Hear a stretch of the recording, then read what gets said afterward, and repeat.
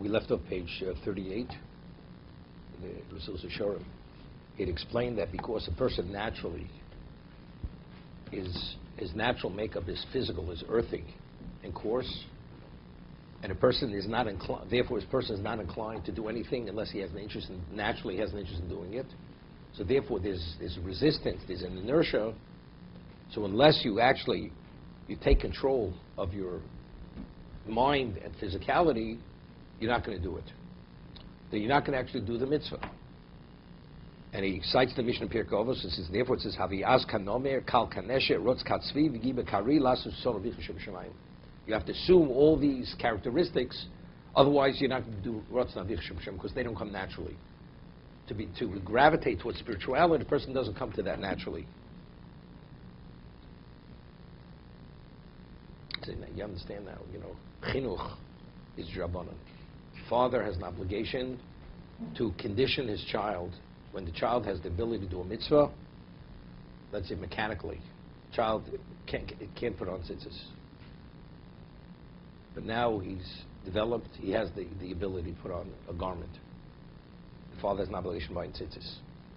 Right? As the child becomes, based on his development, understanding, gradually the child is introduced to mitzvahs. Not only taught the mitzvah, but actually is introduced to the mitzvah, to perform the mitzvah. But that's only rabbinical. That's called chinuch. Teaching a child Torah, that's a doraisa. Father has an obligation to teach his children Torah, right? His male children.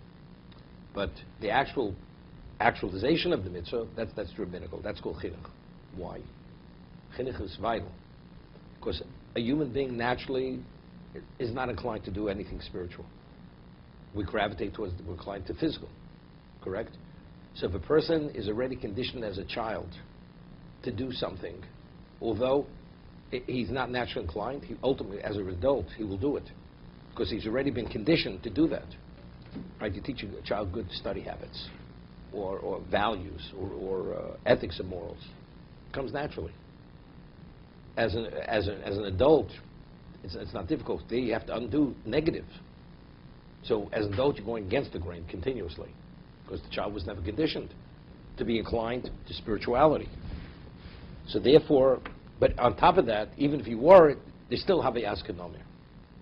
Right? You still have to need tremendous force and control to overcome your physicality. Because you may do the basic at a baseline level, but qualitatively you're not doing it. You're not inclined, you're not fully inclined to spirituality. It was known that the Chofetz Chaim, everything he did was l'shem shamayim. When he, as an adult. So they say about the Chofetz Chaim that he was a child. He was almost kodesh mirechem. He was holy from the womb when he came out. He was so inclined. Some people are naturally inclined to certain things. Like the Chofetz Chaim, when he would dip his quill in the ink, he would say, "L'shem mitzvahs ksivas divrei Torah." I mean, everything he did was predicated. It's l'shem shamayim. He's writing his novelette. It's to honor Hashem, to study everything. It was like so part of him, his mind and his emotion. Nothing was ever detached from that. Most people, we have many detachments, many distractions. Why do we have distractions? Because we're more inclined to the distraction than to the spiritual. That's what we're distracted.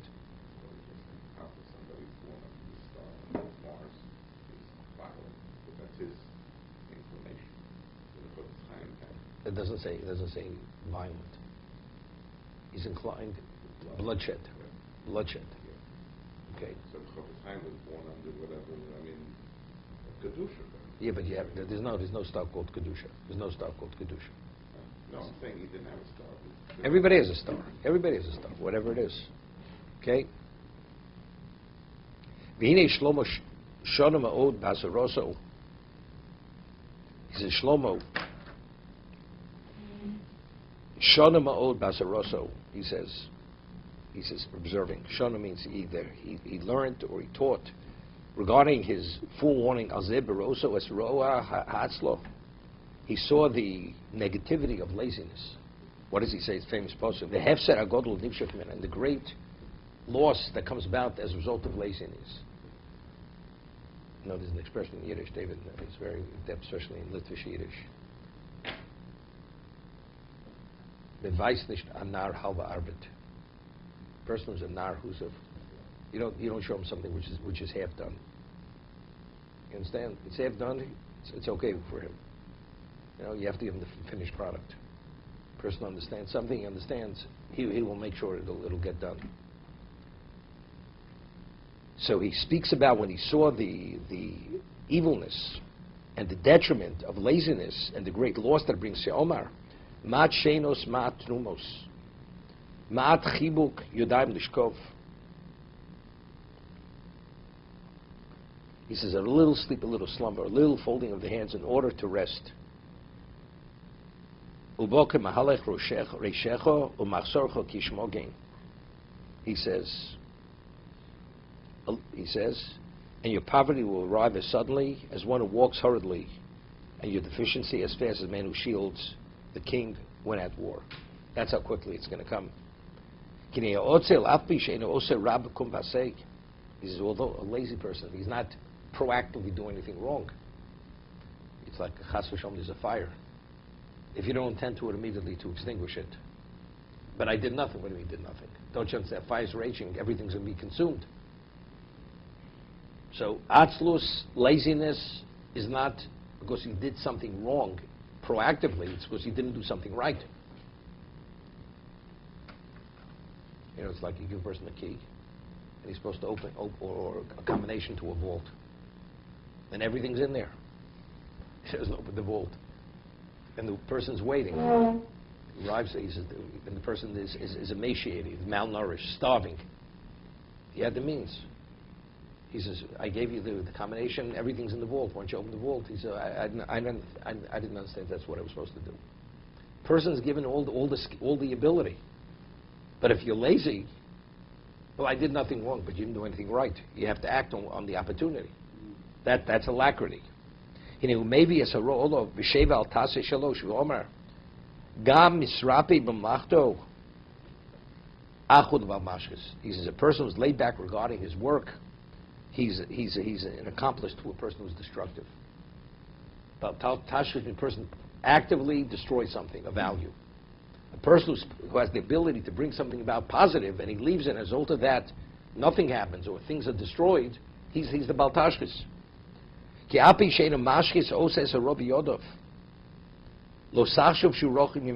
all the person who's laid back, he's not actually proactively destroying something, but he says he's not far from that person who actively destroys something.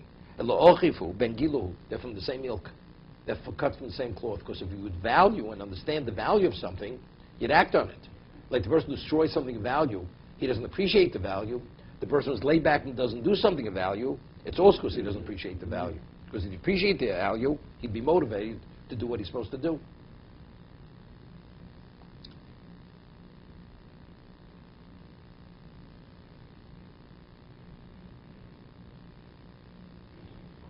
The Chofetz Chaim writes in one of his Svarim, he says the person has a chance maximum to make 20% profit on his investment.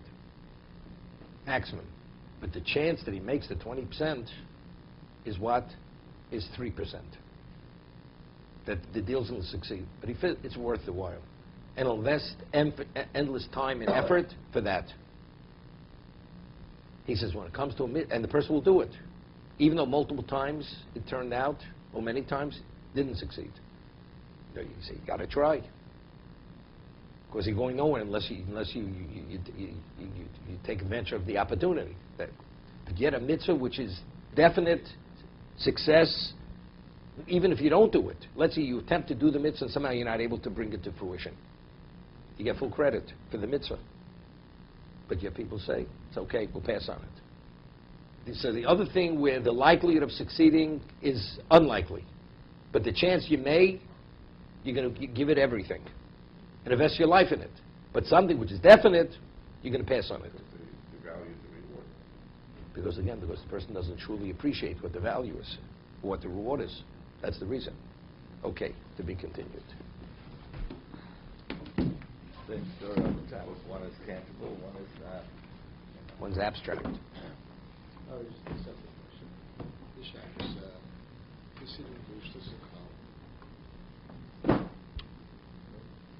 To school. For Parnasa. Because the Gemara refers to there were three keys. Mafter shel Parnasa. It's referred to a key of Parnasa. A key. You put a key. You know how they do it. They take a key, put it in parchment paper, and you put it in the dough. And when you cut the felon Shabbos, you take it out. You're not going to eat it. No, but what? What are the three keys? There's a key. There's Mafter shel Parnasa of giving birth, children. The Gemara at the beginning of Tanya speaks about it. Gimel Matach were lonim shel adam, the three keys that were never given over to a human being. Were never given over to a malach. Never given to a malach. To a malach. Even Hashem does it himself. Childbirth. Conceiving a child, and the child, Gishamim, rain, and Parnasa. So the Gemara asks, but we find Hashem did give the key to Elio and to Elisha. The child, the woman was barren. Or it says it means on an ongoing level. Everything else is delegated through Malach and through angels. This is Hashem does it himself. I see. And why is it appropriate right after Pesach? New Year?